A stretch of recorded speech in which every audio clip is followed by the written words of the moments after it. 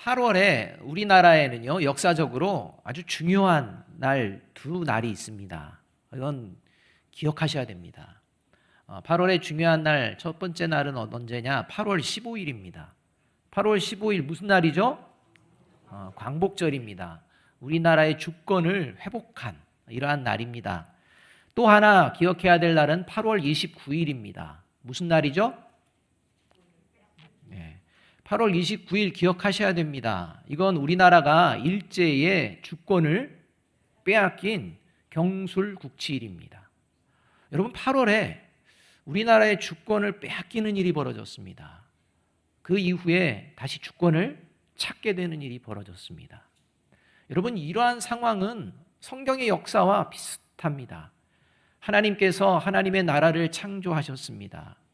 그런데 이 하나님의 나라에서 사단이 하나님의 나라를 망가뜨렸습니다. 그리고 다시 하나님께서 이 하나님의 나라를 회복해 내십니다. 바로 예수 그리스도를 통해서 말입니다. 따라서 8월 한 달 저와 여러분을 포함한 모두가 과연 하나님의 나라를 회복한 그리스도인답게 내가 살아가고 있는지, 아니면 하나님의 나라를 빼앗긴 사탄의 종처럼 살아가고 있는지 돌아보는 것은 매우 의미가 있다고 생각이 됩니다. 하나님의 나라를 회복했다라고 믿습니다. 그런데 삶의 자리를 보니, 형편을 보니 하나님의 나라를 회복하기는커녕 오히려 사탄에게 하나님의 나라를 빼앗긴 것도 모르는 비참한 상태로 저와 여러분이 살아가서는 곤란하다는 것입니다. 구원받은 그리스도인은 결코 그렇게 살아가는 존재가 아니기 때문입니다. 바라기는 8월 한 달간 저와 여러분을 포함한 이 땅의 그리스도인과 교회 공동체가 이 그리스도인과 교회 공동체를 통해 이 땅에 하나님의 나라가 보여지고 확장되어지기를 간절히 소망합니다. 이 소망을 품는 저와 여러분이 되어지기를 간절히 바랍니다. 자, 그렇다면 저와 여러분은 지금 말입니다.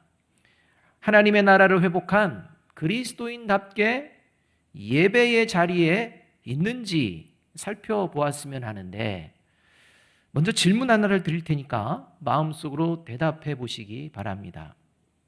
지금 저와 여러분이 하나님의 나라를 회복하였는지, 회복하기를 원하는지 한번 다음 질문에 답해 보시면 좋을 것 같습니다. 다음 중 지금 가장 관심이 가는 것을 솔직하게 한 가지만 택한다면 여러분은 무엇을 택하시겠습니까? 지금 여러분 마음속에 가장 관심 있는 것, 네 가지를 말씀드릴 텐데 한 가지만 택해 보시기 바랍니다. 1번, 부자가 되는 비결. 2번, 성공하는 비결. 3번, 건강하게 장수하는 비결. 4번, 그리스도인으로 살아갈 수 있는 비결. 여러분, 저와 여러분에게 하나님이 뭔가를 지금 주시겠다고 하면 이 네 가지 중에 뭘 받고 싶으십니까? 우리가 마음속으로 솔직하게 한번 생각해 보자는 것입니다. 여러분, 세상에서 그리스도인으로 살아가면 어떤 일이 벌어질까요? 여러분, 그리스도인으로 살아가면 어떤 일이 벌어질 거라고 기대하십니까? 세상에서 부자로 살게 될까요? 세상에서 무엇이든지 계획하면 성공하는 삶을 살게 될까요? 세상에서 질병과는 관련 없이 건강하게 장수하는 그러한 삶을 살게 되는 것일까요? 도대체 예수 그리스도를 믿으며 살아가게 되면 저와 여러분의 삶의 자리에 나타나는 것은 어떤 삶입니까? 부자가 될 수도 있을 것입니다. 성공도 하는 경우도 있을 것입니다. 건강하게 오래 사는 경우도 있을 것입니다. 그러나 그렇지 않은 경우도 많습니다. 그런데 그리스도인으로 살아가게 되면 반드시 삶의 자리에서 경험하게 되는 일, 나에게서 벌어지는 일이 있다는 것입니다. 그것을 우리가 오늘 이 시간 내 삶의 자리에 특별히 7개월 동안 2023년 7개월이 지났는데 7개월의 삶의 자리를 돌아보며 그러한 일이 나에게서 벌어졌는지 한번 살펴보는 것은 매우 중요합니다. 그리스도인으로 살아가게 되면 반드시 삶의 자리에서 경험하게 되는 일, 그 일이 뭐냐? 오늘 성경에는 자족하는 마음이라고 말씀하고 있습니다. 여러분, 자족하는 마음, 이 마음은 그리스도인이 이 땅을 살아가면서 경험하는 이러한 마음입니다. 왜냐하면 자족하며 살아갈 때 삶의 자리에서 이어서 나타나는 대표적인 현상이 감사와 기쁨입니다. 자족하는 마음이 있어야 감사와 기쁨이 나오게 되어 있습니다.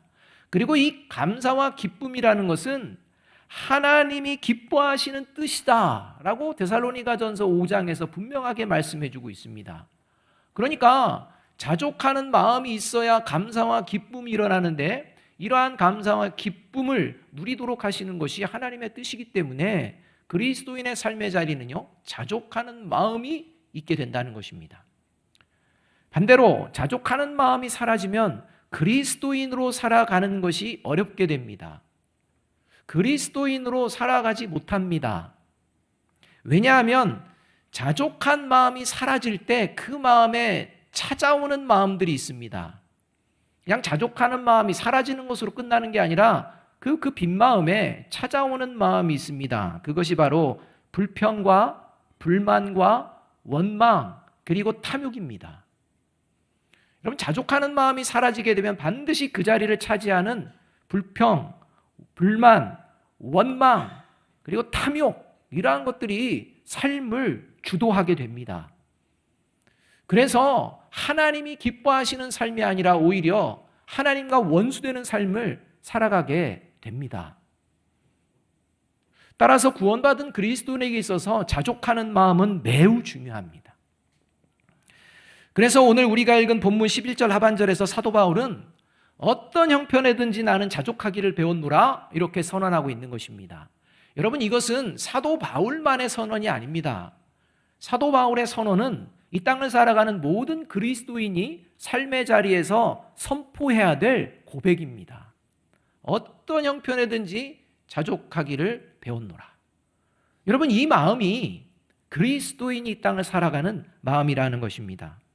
자, 그렇다면 지금 저와 여러분의 마음은 어떠합니까?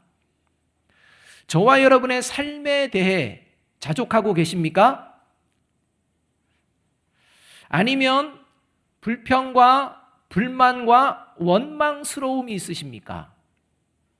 자, 여러분의 가정으로 축소를 시켜보았을 때 여러분의 가정 만족하십니까? 아니면 불평과 불만과 원망이 있으십니까?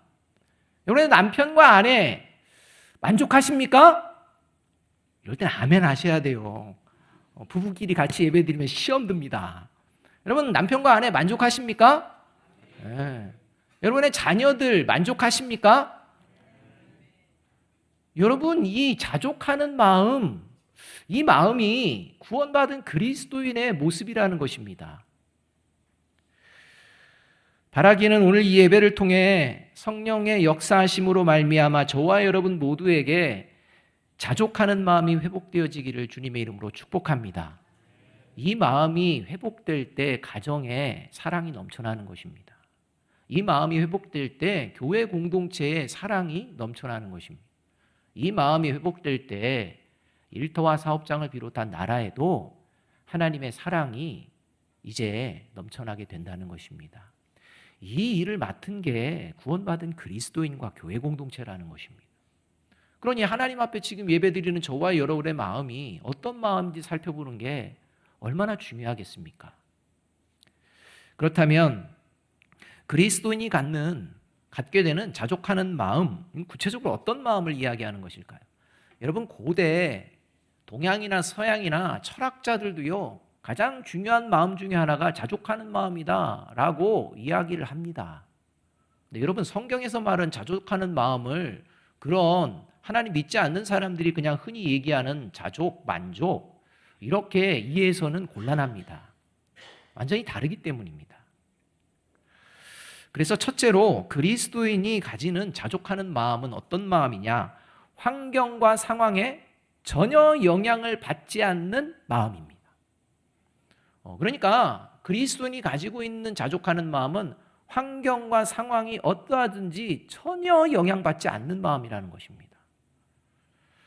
사도 바울은요, 지금 감옥에 있습니다.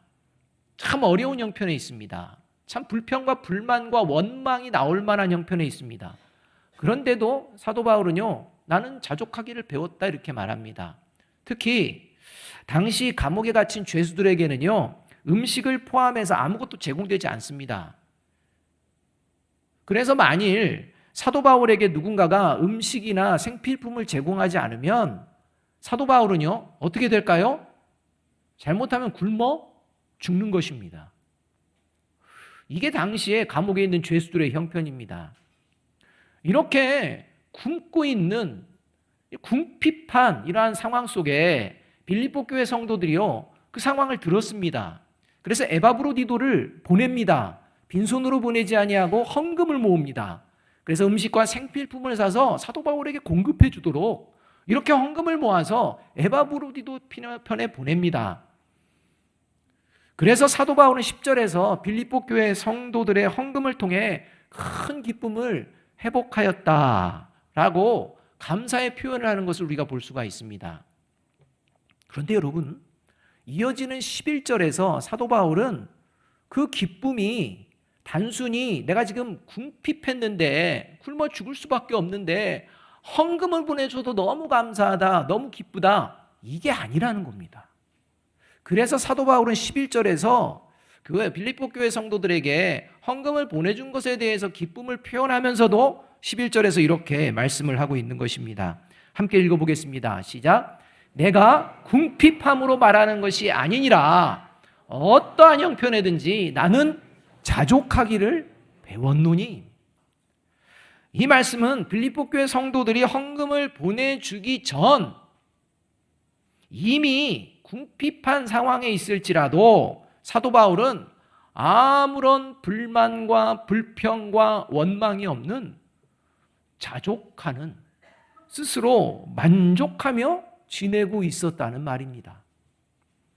따라서 빌립보 교회 성도들의 헌금을 통해 기뻐하는 이 사도 바울의 기쁜 마음은 단순히 궁핍함이 해결되어서 기쁜 마음이라기보다는 자족하며 지내는 가운데에 빌립보 교회 성도들의 이제 도움을 받고 더 힘을 내서 복음을 증거하는 일을 감당할 수 있게 되었기 때문에 기뻐하는 이러한 기쁨이라는 것입니다. 단순히 궁핍함을 면했기 때문에 그게 아닙니다. 오히려 이 상황에서도 복음을 전하지만 이제 그 헌금을 통해 힘을 얻고 이제 음식을 먹으며 건강을 찾고 그리고 그 건강함으로 더 복음에 전력할 수 있는 이러한 상황이 된 것이 너무 기쁘다는 것입니다. 그리고 이러한 복음에 함께 참여하는 이런 빌립보 교회 성도들 너무 잘했다, 이렇게 사도 바울이 이야기합니다. 그게 14절의 말씀입니다. 14절에서 빌립보 교회 성도들이 사도 바울의 고난에 동참하는 것 잘한 일이다, 이렇게 얘기해 주는 것입니다. 여러분, 그리스도인이 가지는 자족하는 마음은요, 현실의 환경과 상황 속에서 애쓰고 힘쓰고 그래서 내 마음을 막 달래면서 스스로 그래도 이런 상황과 형편이지만 한번 만족하는 마음을 가져야지 라고 해서 스스로 힘써 만족함을 만들어가는 마인드 컨트롤을 의미하는 게 아닙니다. 오해해서는 안 됩니다. 여러분, 그러니까 지금 만족하지 못합니다. 그런데 막 그래 자족하는 게 좋다고 해. 자족하는 게 뭐 건강에도 좋고 여러 가지로 좋다고 하니까 그래 내가 좀 자족할 수 있는 상황을 내가 생각해보고 그리고 내 스스로가 자족할 수 있도록 힘써봐야겠다. 이건요, 성경이 말하는 자족하는 마음이 아니라 그냥 마인드 컨트롤입니다. 자기 세뇌입니다. 그냥. 예를 들어서요, 지금 형편이 좀 만족스럽지 못합니다.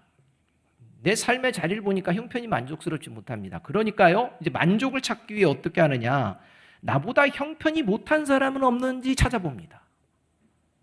그래서 나보다 형편이 좀 못한 사람을 찾아내면 이제 그 사람보다는 내가 낫구나, 그러니까 내가 만족해야겠다, 이렇게 해서 만족을 찾는다는 겁니다. 또 내 자녀의 성적이 만족하지 못합니다. 열심히 벌어가지고 막 학원을 다니게 했는데 시험만 보면 만족스럽지가 못합니다.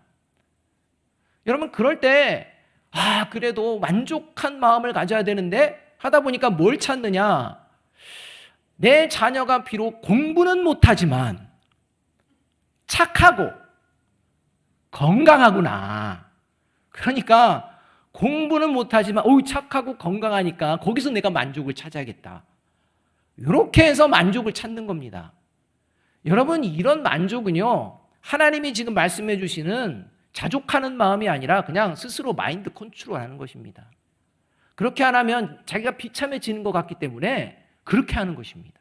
이게 세상 사람들이 추구하고 기대하고 그렇게 나아가는 만족함입니다. 그래서 여러분 만족할 만한 다른 조건, 다른 상황, 대안을 찾아내지 못하면 어떻게 될까요? 만족은 없습니다. 나보다 형편이 못한 사람을 아무리 찾아봐도 없어요. 그럼 만족이 될까요? 안 될까요? 만족하지 못합니다. 그냥 비참해지는 것입니다. 여러분 내 자녀가 공부도 못하고 착하지도 않고 건강하지도 않아요. 그러면요 만족함이 있을까요? 만족함을 못 찾는다는 것입니다. 그러니까 이거는 환경과 상황을 만들어가며 거기에 만족을 찾는 것입니다. 이것은 성경에서 말하는 자족하는 마음이 아닙니다. 따라서 그리스도인의 자족하는 마음은요, 환경과 상황에 전혀 영향을 받지 않는 마음입니다. 여러분 남편과 아내 만족하십니까? 아까는 대답 잘했는데 또 대답. 자녀 만족하십니까? 만족하시면 왜 만족하십니까? 여러분 남편이니까, 아내니까, 자녀니까. 이게 자족하는 마음이라는 겁니다. 그래서 그리스도인은 환경과 상황에 순응하거나 분위기에 휩쓸리며 살아가지 않습니다. 관계없습니다. 만족합니다. 여러분 남편과 아내에게 만족하지 않기 때문에 그 불륜들을 저지르는 거 아닙니까? 여러분 그러니까 저와 여러분 안에 있는 만족이 정말 하나님이 주시는 그리스도인이 누리는 그런 자족하는 마음인지 돌아보아야 합니다. 지난 7개월 동안 저와 여러분에게 그러한 자족하는 마음이 있었다면 과연 상황과 환경과는 전혀 관계없이 자족하는 마음이었는지 한번 돌아보아야 합니다. 지금 저와 여러분이 하나님 앞에 예배드리는 이 자리에서 가지고 있는 마음이 환경과 상황과는 전혀 관계없는 자족하는 마음인지 돌아보아야 한다는 것입니다. 여러분 만약 그렇지 않다면 저와 여러분은 지금 사탄에게 마음을 빼앗기고 있다는 것입니다. 그리고 그 마음은 불평으로 이어질 것이고 불만으로 이어질 것이고 남을 탓하는 원망으로도 이어질 것이고 더 가지려는 탐욕으로까지 이어지게 될 것입니다. 둘째로 그리스도인이 갖는 이 자족하는 마음은요, 모든 환경과 상황에 휘둘리지 않지만, 영향을 받지 않지만 이 모든 환경과 상황을 하나님 나라에 합당한 신앙 훈련의 장으로 생각하는 마음입니다. 그러니까 모든 환경과 상황 여기에 영향을 받지 않고 흔들리지 않지만 이것을 믿음의 성숙을 이루는 그러한 신앙 훈련의 장으로 생각하며 살아낸다는 겁니다. 이게 자족하는 마음입니다. 여러분 그리스도인의 삶은요 하나님의 나라에서 영원히 살아갈 수 있는 존재로 성숙되어지는 과정입니다. 몇 년을 살아도 오래 살든 적게 살든 저와 여러분의 인생이라는 게 예수 그리스도를 딱 믿고 나서는 어떤 과정이냐, 영원한 하나님의 나라에 살아갈 수 있는 존재로 성숙되어지는 과정이라는 겁니다. 이 과정에서 예외되는 존재는 없습니다. 구원받은 그리스도인은 반드시 그렇게 되어 있습니다.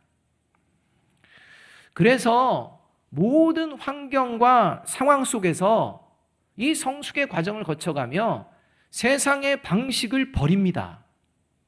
그리고 하나님 나라의 방식을 추구하며 살아가기에 힘씁니다.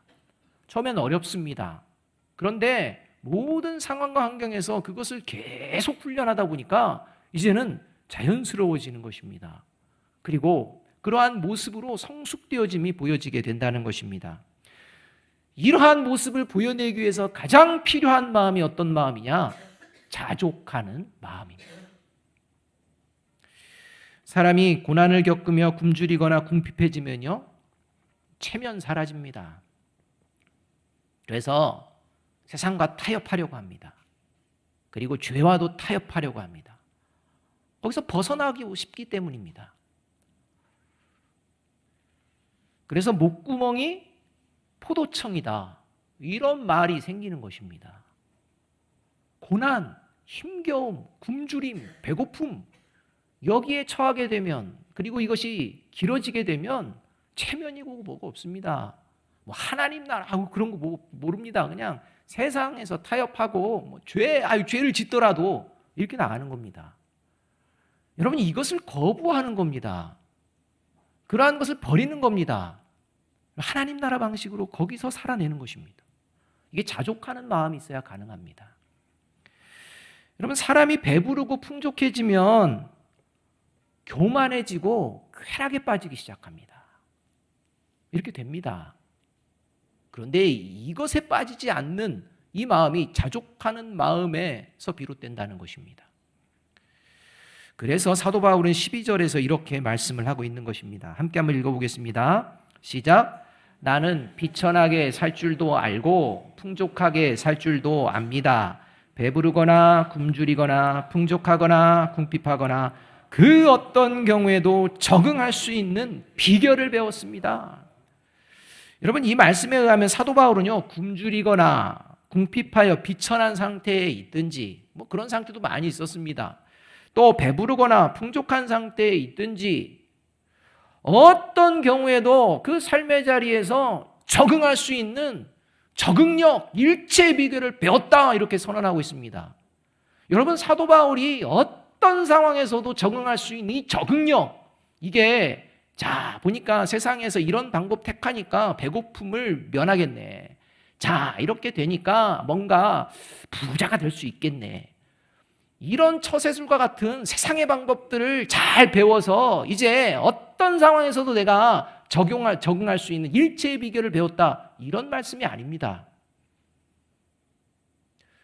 어떤 상황에도 적응할 수 있는 일체의 비결을 배웠다라는 이것은 바로 어떤 상황에서도 하나님의 방식으로 살아갈 수 있는 비결을 배웠다는 것입니다. 여러분, 이것은요, 한 번 한다고 배워지는 게 아닙니다. 삶의 자리를 통해서 계속해서 하나님의 나라의 방식을, 신앙의 훈련을 해 나감으로 말미암아 이 모습이 세워지게 되는 것입니다. 그러하기 위해서 가장 필요한 마음이 자족하는 마음이라는 겁니다. 그래서 로마서 5장 3절과 4절은요, 고난의 상황을 살아내는 그리스도인의 모습을요, 이렇게 말합니다. 그뿐 아니라 우리는 환난을 자랑합니다. 우리가 알기로 환난은 인내력을 낳고 인내력은 단련된 인격을 낳고 단련된 인격은 희망을 낳는 줄로 알고 있기 때문입니다. 여러분, 사도 바울이 이게 알고 있기 때문이다, 이 말은요, 지식으로 하는 게 아닙니다. 삶으로 살아내 보니까 확실하다는 것입니다. 고난, 환난, 이거 괜찮다. 이것이 나를 낙심하게 하고 힘들게 하고 괴롭히고 불평과 불만, 원망에 빠뜨리는 자리가 아니라 나의 인내를 키우는 자리고, 내가 정말 하나님이 원하시는 그 인격으로 단련되는 아주 귀한 자리구나. 그래서 영원한 하나님의 나라에 합당한 존재로 이렇게 빚어가는, 이렇게 성숙되어지는 아주 그러한 통로구나. 이걸 내가 알았다라고 이야기하는 것입니다. 여러분, 그러니 고난이 유익인 것입니다.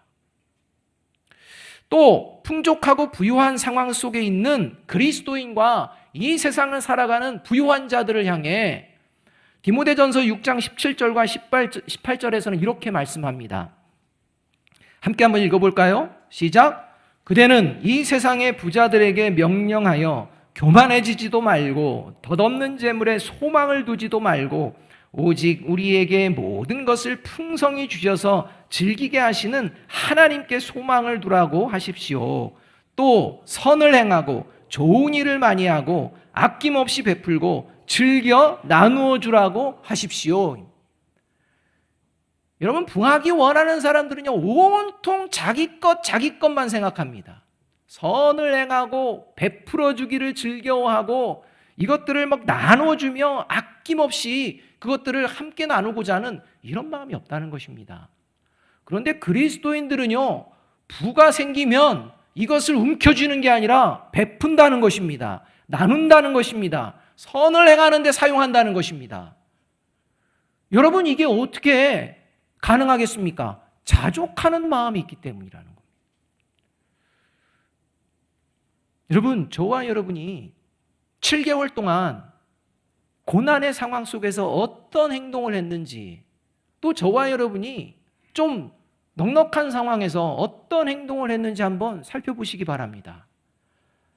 만일 하나님께서 말씀하시는 고난을 자랑스럽게 여기며 인내와 그 다음에 성숙한 믿음의 성숙을 이루어가는 그 현장으로 바라보며 넉넉히 이겼다면 그는 자족하는 마음이 있는 사람입니다.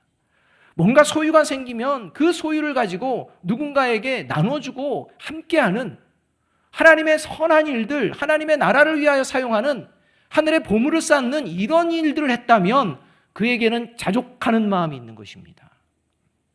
근데 그런 게 전혀 없다. 그러면 저와 여러분은요, 하나님을 정말 믿는지 안 믿는지 거기서부터 고민하기 시작해야 됩니다. 왜냐하면 하나님을 믿는 사람은 반드시 자족하는 마음이 생기기 때문입니다. 따라서 그리스도인이 갖는 자족하는 마음은요, 비천에 처하든 풍부에 처하든 모든 환경과 상황을 신앙 훈련의 장으로 여겨서 믿음의 성숙이 이루어지고 그 믿음의 성숙의 유익을 누리게 된다는 겁니다. 그래서 디모데전서 6장 6절은 이렇게 말씀합니다. 함께 한번 읽어봅니다. 디모데전서 6장 6절입니다. 같이 읽습니다. 시작. 그러나 자족하는 마음이 있으면 경건은 큰 이익이 되느니라. 뒤집어서 얘기하면 자족하는 마음이 없는 자의 경건은요, 모양만 있는 겁니다. 별로 삶에 유익이 없습니다. 하나님 앞에도 유익됨이 안 됩니다. 그러나 자족한 마음을 가지고 경건의 삶을 살아내게 되면 자신에게 유익이 될 뿐만 아니라 하나님께도 칭찬을 받는 그런 삶이 되게 된다는 것입니다. 자, 그렇다면 여러분, 환경과 상황에 전혀 영향을 받지 않고 그리고 비천에 처하든 풍부에 처하든 모든 환경과 상황을 신앙훈련의 잔으로 여기면서 믿음의 성숙을 이루어갈 수 있는 자족한 마음을 어떻게 구원받은 그리스도인은 가질 수가 있을까요? 어떻게 구원받은 그리스도인은 이런 것들을 누리며 살아갈 수가 있을까요? 그 대답이 바로 13절의 말씀인 것입니다. 13절 말씀 우리 함께 한번 읽어보겠습니다. 같이 읽습니다. 시작. 내게 능력 주시는 자 안에서 내가 모든 것을 할 수 있느니라. 여러분, 이 말씀은요, 모든 그리스도인이 가장 좋아하는 말씀 중에 하나인 동시에 가장 삶의 자리에서 잘못 적용하는 말씀 중에 하나입니다. 내게 능력 주시는 자 안에서 내가 모든 것을 할 수 있다라는 이 말씀을 내게 하나님께서 능력을 주시면 내가 부자가 될 줄로 믿습니다. 내게 능력 주시는 자 내가 안에 있으면 내가 성공하게 될 줄로 믿습니다. 내게 능력 주시는 자가 함께 때문에 내가 건강하고 장수하게 될 줄로 믿습니다. 취직을 앞두고 내가 능력 주시는 자 안에 있기 때문에 합격할 줄로 믿습니다. 여러분, 이런 말씀으로 적용하는 말씀이 아니라는 겁니다. 물론 그렇게 해서 힘을 얻고 나름대로 힘을 받고서 하려고 하는 마음을 이해합니다. 근데 여러분, 그 말씀이 아니라는 것입니다. 내게 능력 주시는 자 안에서 내가 모든 것을 할 수 있다라는 이 말씀은 인생 마지막까지 그 어떤 환경과 상황 속에서도 구원받은 그리스도인으로 살아갈 수 있는 비결이 하나님에게 있는 줄로 믿습니다. 그리고 자족하는 마음을 주시는 것도 하나님이시지 내가 스스로 만들어내는 게 아닙니다. 이 고백입니다. 그러니까 막 자기 스스로 혼자 만족하는 마음을 가져야지, 다른 사람들에게 나는 괜찮은 사람처럼 보여야지 해서 뭐 이런 상황 저런 상황 비교해가면서 나 저거보단 내가 낫다. 여러분, 이건 자족하는 마음이 아닙니다. 그 어떠한 상황과 형편에도 나와 하나님이 함께 하심으로 말미암아 나는 충분합니다. 이것이 자족하는 마음입니다. 그래서 그 어떤 환경과 상황에서도 하나님의 자녀로 살아갈 수 있는 비결을 알게 된 다윗은 그 삶의 여러 가지 곡절 속에서도 시편 23편 1절에서 이렇게 얘기합니다. 여호와는 나의 목자시니 내게 부족함이 없으리로다. 왜 없었겠습니까? 그런데 그 순간 누구를 생각한다는 겁니까? 하나님이 나와 함께 하시는 줄로 믿습니다. 그러면 살아낸다는 것입니다. 믿음으로 걸어낸다는 것입니다. 그래서 하박국 선지자도 하박국 3장 17절에서 19절 상반절에 이렇게 고백합니다. 같이 한번 읽어볼까요? 시작. 비록 무화과 나무가 무성하지 못하며 포도나무에 열매가 없으며 감람나무에 수출이 없으며 밭에 먹을 것이 없으며 우리의 양이 없으며 외양간에 소가 없을지라도 나는 여호와로 말미암아 즐거워하며 나의 구원의 하나님으로 말미암아 기뻐하리로다. 주 여호와는 나의 힘이시라. 내게 능력 주시는 자 안에서 모든 것을 할 수 있는 힘을 주시는 분 오직 하나님이십니다. 종교개혁가인 마틴 루터가요, 종교개혁을 너무 힘들었습니다. 될 것 같지가 않습니다. 그래서 낙심에 빠졌습니다. 그래서 앞으로는 뭐 감당할 수 없는 그러한 형편, 그래서 그 마음 가운데 지금까지 이렇게 열심히 했는데 아무것도 되는 것이 없어서 굉장히 마음이 어려운 그 상황에서 이 상황을 지켜보던 아내가 갑자기 상복을 입고 그의 앞에 앉았습니다. 루터가 의아하면 누가 죽었어? 라고 이제 이야기할 때 그 아내가 루터에게 이야기합니다. 하나님께서 돌아가신 게 틀림없습니다. 그러지 않고서야 당신이 이렇게 낙담할 이유가 없습니다. 그래서 하나님이 돌아가신 겁니다. 그래서 내가 상복을 입었습니다. 이 이야기를 듣자마자 마틴 루터가 정신이 번쩍 드는 것입니다. 주변을 바라보고 주변을 의지하다가 하나님을 놓쳐버린 것입니다. 그런데 하나님을 발견하는 것입니다.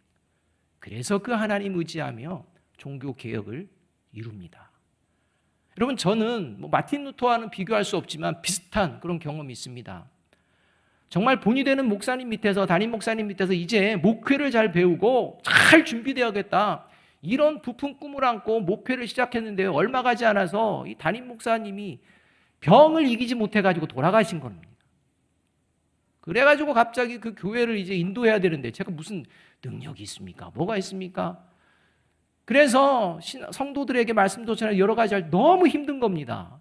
아무런 준비가 안 됐는데 왜 갑자기 이런 일을 벌이시는가? 하나님이요, 원망스러웠습니다. 그리고 과거의 생각이 났습니다. 제가 어렸을 때 아버님을 먼저 일찍 데려가신 하나님. 이 하나님은 도대체가 내가 뭔가 좀 기대하고 좋아하는 사람만 있으면 그냥 두고 보지 못하고 그냥 데려가시는 겁니다. 그래서 여러분들 제가 안 좋아합니다. 여러분들 좋아하면요, 혹시나 농담이지만 여러분 그러한 경험을요 몇 번 하면요 힘듭니다. 그래서 그때부터 시작해가지고 그 과거 일부터 막 기도하면서 울면서 막 하나님께 나아갈 때 어느 날 갑자기 마음속에 하나님이 그런 생각을 주시는 겁니다. 목회를 사람 의지하며 하려고 그랬냐? 이 말입니다. 야, 목회는 하나님 의지하며 하는 거지. 목회를 지금 사람 의지해가지고 뭔가를 이루어 가려고 그런다면 그거 좀 문제가 크다. 이 마음이 제 생각에 드는 것입니다. 그때 깨달았습니다. 제가 지금 목회를 사람 의지하고 내 힘으로 하려고 하는 거구나. 여러분, 저와 여러분이 그러할 때가 있습니다. 그때마다 우리의 마음을 두드려 주시는 하나님 앞에 나아가시는 저와 여러분이 되기를 주님의 이름으로 축복합니다. 그 하나님이 저와 여러분에게 자족하는 마음을 주시고 그 자족하는 마음이 저와 여러분이 어떤 상황, 어떤 환경에서도 하나님의 방식을 택하고 믿음의 걸음을 걸어내며 아름답게 성숙하는 신앙인으로 살아내게 하여 주실 줄로 믿습니다. 바라기는 그 어떤 상황과 환경이 있든지 하나님이 나와 함께 하심을 믿고 구원받은 그리스도인으로서 자족하는 마음을 가지고 오늘부터 다시 살아내시는, 그리고 가정에서, 교회 공동체에서, 일터에서 정말 만족하는 그 만족함을 누리시는 저와 여러분이 되기를 주님의 이름으로 축복합니다. 우리 마지막으로 다시 한번 빌립보서 4장 13절 말씀 함께 한번 읽어보겠습니다. 같이 읽습니다. 시작. 내게 능력 주시는 자 안에서 내가 모든 것을 할 수 있느니라. 아멘. 기도하겠습니다.